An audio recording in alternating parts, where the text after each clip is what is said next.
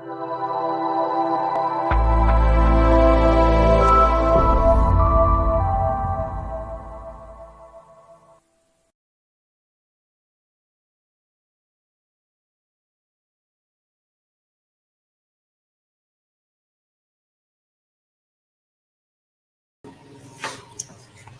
ladies and gentlemen. My name is Shay Ryan Douglas, and today, Thursday afternoon here in Far North Queensland, I'm joined with Dennis O'Connor from Awakening in Health.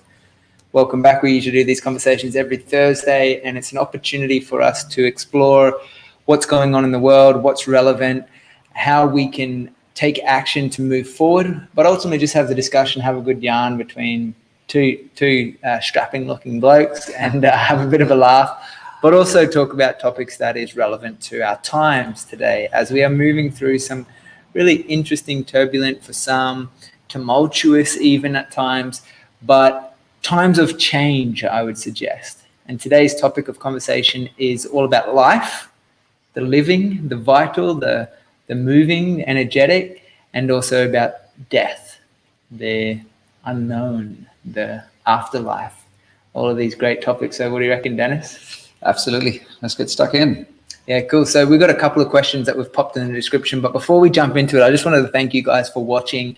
If you do like this video, please like it. If you found something that you didn't like, drop it in the comment section. We're usually pretty good at replying to those.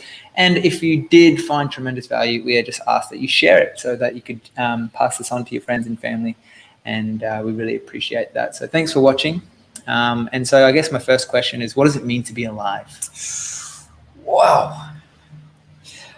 I think, I wasn't expecting that one, Shay. straight into it. I might just leave you and I'm not, one of my comments on that might be, I'm not too sure if you can answer that. I don't think anybody could probably ever answer it, but I think it puts lots of different nuances on it if you have a little bit of an understanding about what it means to die. And I think I'm in a quite an interesting place because I accidentally fell into an area where I actually had to deal extensively with death. And I started out kind of as this young kid from Ireland when I was, I left home about 17 and a half, and I fell into accidentally doing a nursing course. And what do you mean accidentally fell into a nursing course? So I didn't know, I wanted to be a vet. And I didn't get the points to be able to get to study being a vet in Ireland because the demand for it was just insane, or it was too stupid. I'm going with the demand for it was too insane. And my sister at the time was a nurse, and she said, "Listen, you should study this. You can travel around the world, blah blah blah." And I kind of didn't really want to be a nurse. I was thinking it's kind of like gay and all this kind of stuff. And then she said, "Listen, at least you can do this pre-nursing course. And then, decide if you like it or not." So I had nothing to do. So I ended up doing this pre-nursing course. I was the only guy in a class full of girls. I kind of thought, hello, wait a second, there's something to this. And I kind of accidentally stayed in there. I stayed in there. So I ended up doing my training in London. And when I was really green, I fell into doing what was called an acute care ward, which is really kind of high level. And I didn't know anywhere near enough to know that I probably shouldn't have done that kind of level of nursing because I was very inexperienced and there was people kind of dying around me. And as a result, I can kind of still vividly remember, this little old Indian lady who I was kind of a year out of nursing who she had a stroke in this ward I was working in. And we became really good friends. So she was kind of in her 70s, I guess, at the time. And we used banter, and she couldn't move one side of her body. And we formed a really good bond, actually. Like when I would get onto the ward, we would have chats and whatnot. And she actually ended up having a cardiac arrest. And I was absolutely devastated at the time because she, to my mind, she had so much value still to offer. She had wisdom, all these things. But the doctors had put her, and I didn't realize this at the time, under a do not resuscitate order. So, and I was kind of desperate to try and get this lady saved, but I had to sit and watch her pass away. So it was quite a really very confronting, I guess, place to be in. And what age were you at this time? I would have to around 19, I think. Wow. Yeah, and then I studying. I just finished at this stage. I was a year out. Yeah, and even kind of towards the end of my study and in around there, I had these situations where we would have what are called crashes. And as a student, you're quite peripheral, but then the more you kind of know what goes on, you kind of find yourself being a little bit useful. So it starts out where you're in the back going, holy shit, what do I do? To a doctor screaming at you, pass me this. And you end up sticking a kind of, I guess, a pin in an IV bag and setting that up, and you hand it to the doctor. And then somebody comes along afterwards and say, wow, you did really well, thank you. And you're like, oh, I felt useless. I didn't know what to do. So then you realize, oh, at least I know how to do this. So you kind of hover when somebody crashes again, and you do something similar, and then you add a little bit, and somebody goes, oh, wow, you did really good. So then I ended up traveling to Australia, and I noticed the two places where I could be guaranteed to have work were intensive care and mental health, because nobody really wanted to work there. And being a young guy, I kind of had that bravado where I kind of thought, okay, I can do this. And again, I look back now and I think I was so far out of my depth, but I just had this courage to get in there and do this stuff. And as soon as it was identified that I could work in intensive care, I was just in demand to be a body in front of somebody who was quite sick. And you start off with people who are not on ventilators, and then you slowly progress to being able to run a ventilator. And my knowledge at that time was horrendous, but I at least knew that if an alarm went off, I would call somebody, so I was safe, which was something that was really, really valuable. And obviously, then in an intensive care setting, you have no choice, I guess, but to eventually be exposed to fairly serious incidences where you try to save people and they pass away. Wow. So, I mean, to round it off around my question, what does it mean to be alive? Your experience in your life, where it's led you as a nurse, has been very confronted with death, essentially. So I guess we'll go in reverse then and really look at the death process. Yep. And it seems to me, according to my experiences growing up, which has had very little to do with any experiences of death, outside of, a family member who has passed away and I'd be aware of, but maybe go to a funeral. I've never seen a dead body. I've never really had that, one-on-one or like really connected physical experience of witnessing death outside of some of my friends who I've lost, and been to a funeral, but never seen the body, whether it was in a coffin or whatever, or cremated. And so it seems to me as well that outside of a funeral experience, common Western culture doesn't necessarily always have these regular processes for deep grieving for a person who's passed. And so from your experience, having worked daily in a space where you're seeing death quite regularly, how did that impact you to really be alive? Yeah, it's sort of so many, as you're talking, I kind of have these little flashbacks of lots of these different situations I was involved in. And sometimes death was really beautiful, and sometimes death was just horrendous. And there's lots of different reasons for that. And sometimes it might be that we made a beautiful collective decision together to help somebody pass away in a graceful manner. Sometimes it was situations where people, and it's subjective, but to my mind, should have been allowed to pass away beautifully, but they just ended up being, I guess, not dragged through something which I think from a traditional point of view, we would never have allowed 100, 200, 300 years ago.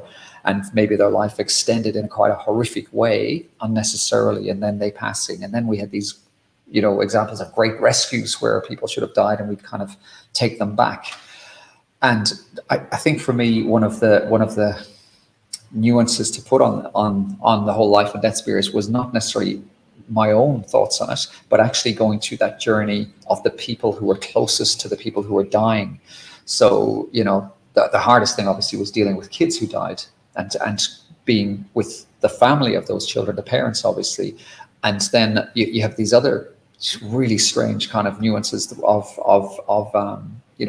a daughter with her father or mother, or a son with their parents and our best friends. So many really intimate, and I do think I'm privileged to have been allowed in that group in those circumstances and just welcomed and being part of that grieving experience. It was quite incredible, and even now I'm getting goosebumps. super fascinating to have that opportunity, as Yeah. you said, the privilege to work with people on that intimate level around, particularly when someone they love dies. Yeah. And it's something that I'm curious to explore in this conversation, mostly because the reality is what happens when we die. Yeah. We have no idea from this current framework of life that we're living, what we call living, we're alive. And so death, as we know it, is kind of like this end point, or it's, from the Western culture, it's a very sad moment. It's a moment of grieving. It's, there's a lot of intense emotional experiences, as you said, having that intimacy with the family. It's like, wow, we lost someone, or based upon this three-dimensional physical experience that we're really grounded in, we have this perception that, or this belief that when someone dies, that is an endpoint, or it's over, it's finished. Yet that is a belief that we don't actually necessarily know is true. And so why that's relevant for me to explore, and my next question to you is, what happens when we die? Yeah, and it's funny, I think when you say it's a question to me, it's a question not from you to me, but it's a question that I have as well. And I think we do have some answers, but we have no conviction that those answers are going to be accurate or not until we get somebody who comes back and tells us and proves it for us. So I think almost your question to me is rhetorical, and all I can do is just give you my opinion, which may be nowhere near what actually happens. But there's some incredible, I guess, after death experiences where people, talk about white lights and seeing visions and whatnot. And we unfortunately, I think in the modern world, have to box everything into these strict scientific boxes that are designed to either prove or disprove certain measures that we come up with beforehand. And if we have other measures outside of them, they are just either not considered or not counted. So how do you measure that? And I think for me, one of the hints that we can have about life and death is actually looking at some of the ancient texts around it. And I do think that many hundreds of years ago, people were more connected to spirituality. And I think this shift towards, almost a religion of scientism to a certain extent is not healthy, and it's taken away from us a lot of stuff. And I personally do think that if we actually look at science, we can take some hints there as well, that energy, apparently we can't destroy or create it. It just moves from one area to the other. So just going by that alone, you would have to think that there's something that moves beyond maybe a 3D realm into something else. Yeah, wow. I love this conversation and where it's gone, how it's evolving. And so fundamentally, these are existential questions of life that seems to me, and I want to kind of break this down and look at our culture from a new lens, a new perspective, that we don't actually explore these fundamental questions of existence that often, particularly not in the schooling, educational systems, or common conversation amongst families, or there's no kind of practice or custom or cultural tradition that really, as far as I'm aware, practice this understanding. And something that you said, which I'm curious to explore, and what I hear often when I interviewed Dr. Bruce Lipton, he spoke about this time when we lived in this more animism, which was having this sacred reverence for all of life. So understanding that there is this energy, or this spirit, this source, this intelligence that lives in all beings, all things, all life. And what you said exactly, that we do not create energy, or it does not die, but simply transforms and it changes. And so based upon that knowing, it seems to me that the death process, the death of the human body, or the death of an animal, or the death of the rainforest, of a tree, death of a business, or death of a career, is potentially, or even a death of an empire, thinking about back through the ages, that it is a process of change and transformation. And so what can we expect talking about death and transformation and change can come about from the evolution of that process of life. Like that. And just kind of for anybody watching, we kind of make loose notes about what to talk about, but I really like the way you just brought that around to one of the points that we had on the list to discuss, because I think that's hugely relevant in this modern life, especially when we have these ideas of pandemics and loss and death and fear, and they're so tied up together that and I really think in a very, very anti-human fashion. And what you're saying there about animism and old concepts around death, I mean, if you think about all these little parts of the puzzle that are now being shifted around, and I think in ways that are really destructive and anti-human. So, for example, every old person goes into an old person's home, and, well, not quite, but to a certain extent, and then they die. And afterwards, then we come in at the end, after the funeral parlor has managed everything. So not only do we have that disconnection from older wisdom, which we should have on tap for our grandkids, and we have this pervasive and negative theme that once you're past a certain age, you have to retire and get out of the system because you're useless. And we are just, I think, destroying these great, great assets. And I was talking to this with a friend earlier today. We then put these people in these homes where they're given this substance that passes as food. It's dead. It's got no life. It's got no vibrancy. We have all these old age illnesses. There's story after story of people with old age illnesses like dementia, etc., and people are actually just changing their nutrient input, and these conditions are reversing. We don't hear about this because it's anecdotal. It's not recorded in the block of science, so it doesn't exist.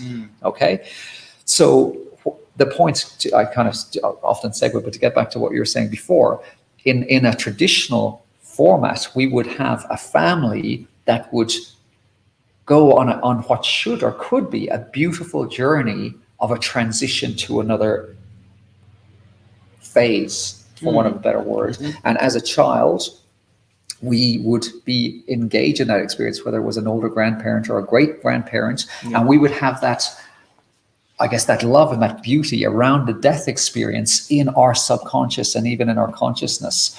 And I think this relates back to things like scarcity and fear and loss, and not having this journey now with us as a community. This impacts greatly on this whole concept of COVID, for example, because we're not conditioned with the beautiful experience of transition. This idea that COVID puts in front of us of ripping our life away, and there is an end and there's finality, that comes with it this fear of loss, which comes with it just all these unhealthy frameworks that are set up behind that.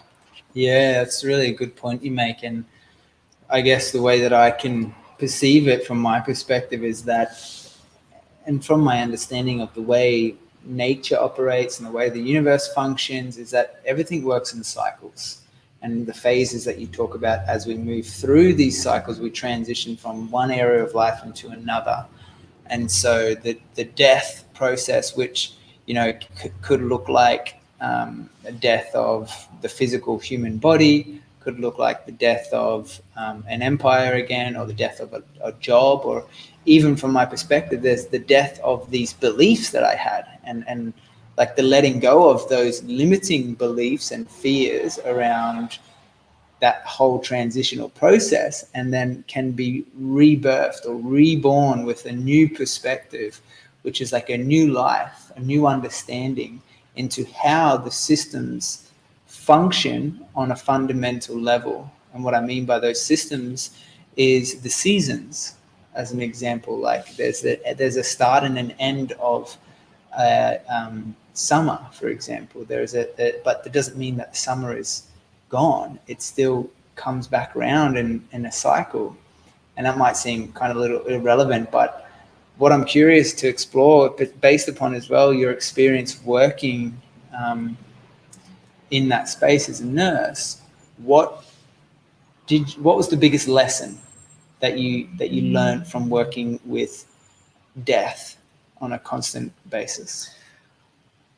the biggest, I think I just couldn't answer that. Which lessons have I learned and which ones stand out? I think as you kind of progress through life, some lessons that you remember kind of tend to jump out at you, and then you kind of forget them and you get a little bit sidelined, and then another one kind of jumps in. But I think for me, the connection between fear and death, and we had a discussion pretty recently about there's a difference between the fear of death and the fear of how you might die.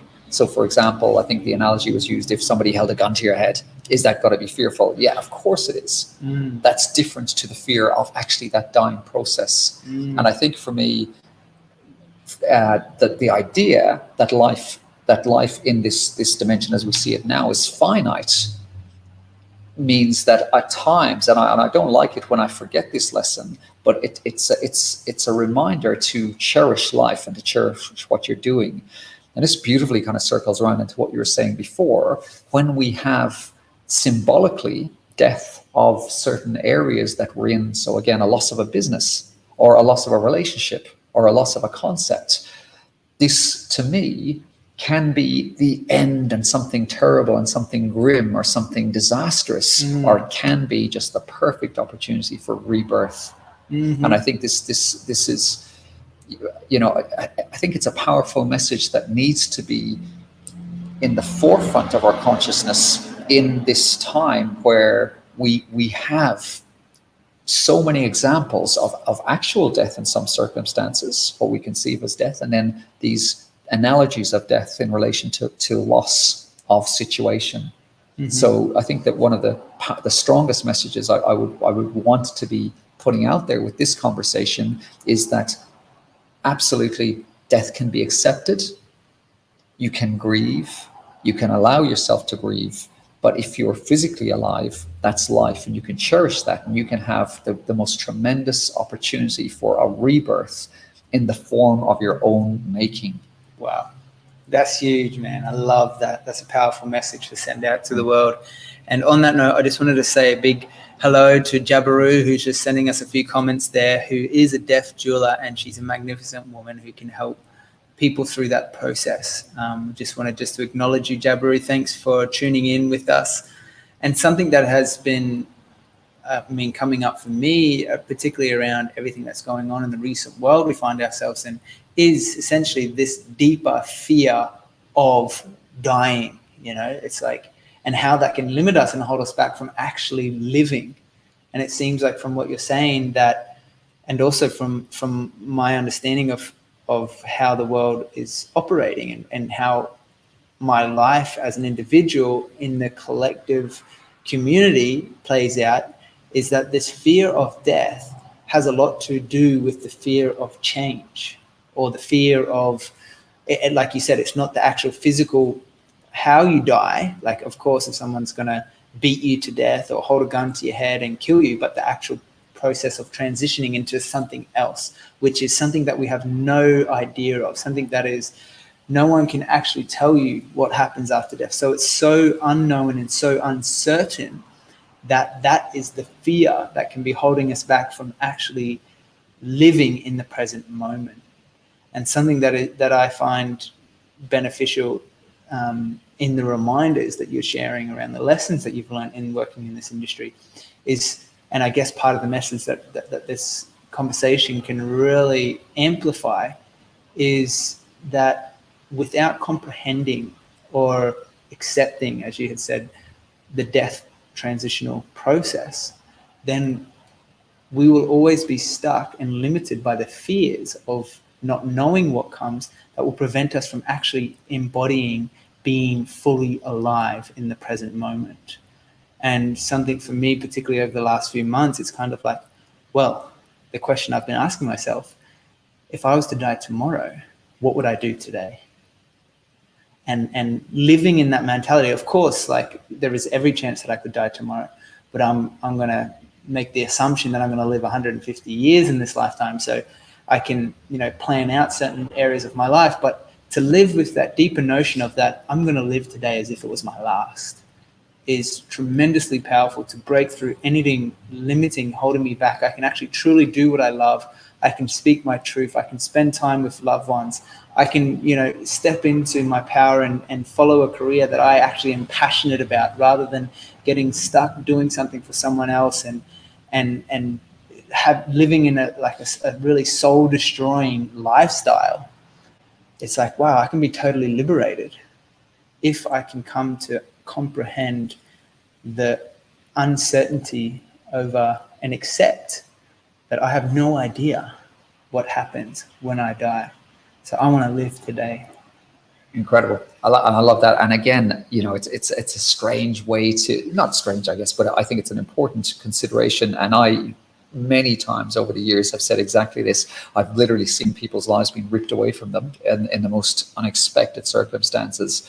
I won't go into particulars, but share a story. Have you got anything that comes it's to mind? just incredible stories. I mean, one of them was a guy sitting talking to his girlfriend in a town square, and a drunk driver mounts a curb. The square is maybe 5 meters away, and the car launches through the air and lands on the guy's head, and the girl is sitting beside him, and God. She was fine. What? I'm serious. These are actually things that happen. Another guy, quite a haunting one, was this guy around his mid-30s, just from memory, carrying a piano up a stairs, and the piano fell back and hurt his leg.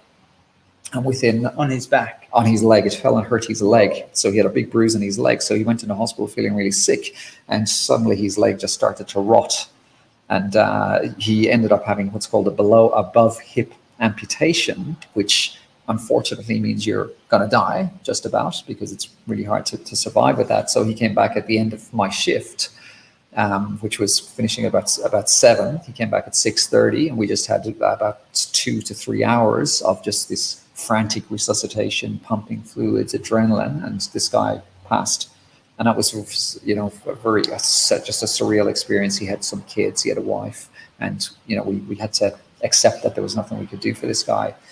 So I think, as you said, for me, it's when people pose that question, I could get hit by a bus tomorrow. That for me carries a lot more weight than maybe it might for some other people.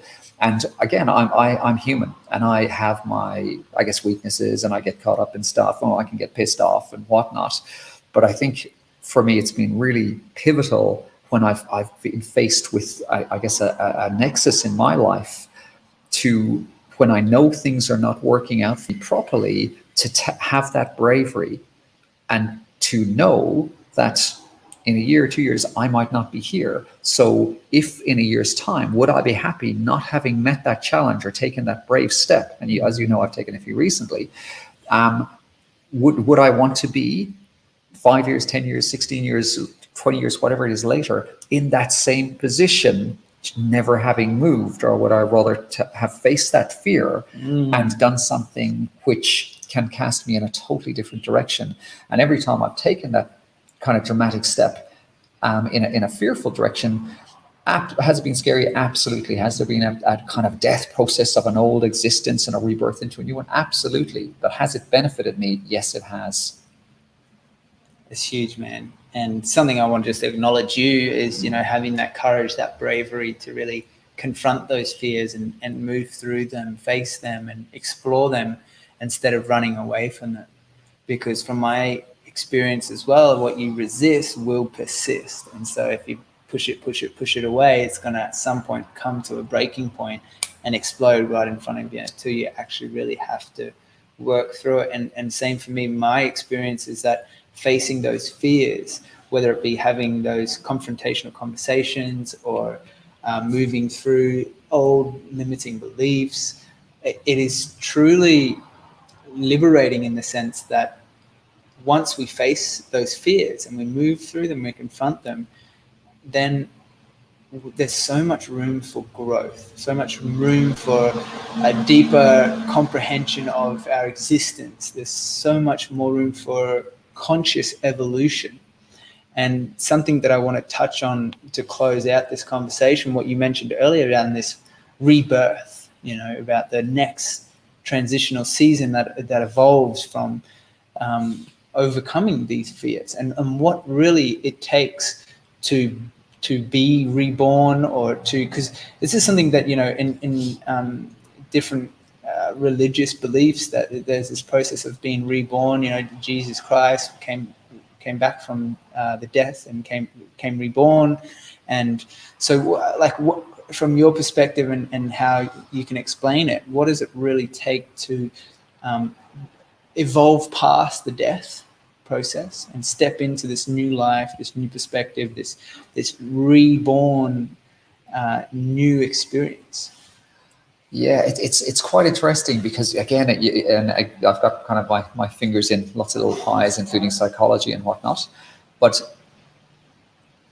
it's kind of quite incredible that when we see society, many parts of society are living in this abject fear. So there's a kind of a paradox, in a sense, of you're living in fear because you want to avoid something fearful. So you're not really achieving anything if you're living in fear, because by definition, you are in the fear state. So what's the difference in transitioning from living in a fear state to moving towards something that you find fearful? It's the same set of chemical components in your body. You're just changing from staying in a fearful state to confronting a fear. So there's no logic in staying here and not moving towards the fearful state, the thing that causes you fear. So for me, one of the key components is trying to find stillness. And the bombardment of activity that we're getting from screens and from messages and from telephone calls, whatever it is, social media, entertainment, etc., prevents us from having that stillness. And there's a certain element of comfort in avoiding the recognition that we're living a fearful life. So if we can find stillness to sit in that place where we look at the fear and realize that there's not probably much difference between living fearfully and facing that source of the fear, then we can move towards the source of the fear, and this is when all wonderful things can happen. Yeah, nice, man. I really like that. And it's a huge discussion point at the moment. People saying, oh, they keep people in fear and they can control you better and all of these things. Now, and then people come to this conclusion. They're like, oh, yes, move away from fear, move into love. Einstein talks about there's only two states. There's a state of fear and a state of love, and you get to choose. And for me, that's a little bit too simplified, because from my understanding, we have these deep survival mechanisms that we're afraid of. It's like you don't just run and jump off a cliff. There's a fear there because, deep down psychologically, we know we're going to die if we jump off this cliff, and that goes against the evolutionary progression of life. So the fear, or even the fear of the fire, it's like, oh, don't get too close to it, you'll get burnt. So there's this programming, deeply ingrained within us, that fear has a function and it serves a purpose, and that maybe the fear is obviously in our mind, because it's been proven so many times the power of the mind and how we're able to overcome some of these fears to evolve past it, like you said, moving towards it and finding the stillness. But I guess my question is, how can we use fear, the fear of death, the fear of change, or the fear of the unknown, the fear of uncertainty, to have a function in the way that it can help us to come closer to being more alive? Great question, and so many little nuances. So I mean, if it might take a few days to answer it, but so I'll just pick out a few of the nuances. But as you're talking, some people, and then I guess it comes back to what our definitions and how we state things are. And we have platitudes, and sometimes platitudes are really misleading. So there are people, for example, who in circuses who deal with fire. The fact that fire can burn you and you avoid that, does that mean you're actually afraid of it? Or is that something else? Is that having an awareness of the harm it can do without fear? So there's a difference between being aware of something that can harm you and being perpetually afraid of it. And for example, you scuba dive, I scuba dive, I'm an instructor, and I am aware of the power of sharks. Yeah. And I would not want to get eaten by a shark. But have I dived with sharks? Absolutely, and they're just incredible. There's a difference between having an awareness of harm and having a fear of it. And if we have pumped into our consciousness continually to be afraid of stuff, then an awareness can manifest into a fear of something. So that's the first thing that I have to clarify. If I tell you sharks are dangerous, sharks will eat you, sharks will eat you, sharks will eat you, sharks will eat you, then suddenly your awareness becomes your fear. Absolutely. So this is really, really important. So again, we have an awareness of things like hygiene and things about how contagion works or how it doesn't work. But then to translate that into actually a fear, or to have our fear overtake us, that bails us up, that stops us from moving forward. So this is where the power of sitting still comes into play. The next thing, which I keep on getting back to in some way, which is a very interesting thing, is our bodies have these kind of set chemical directions they move in, and there's almost zero difference between the chemical reactions of fear and excitement. And sometimes we're paralyzed by what we actually think of as fear, and some change or a change in a certain direction. It's not much of a big mental shift to fall from a fear state into an excitement state. So when you have that faster breathing, or a great example might be talking to a girl you like, or a boy if you're a girl, or the same sex if that's how you're oriented.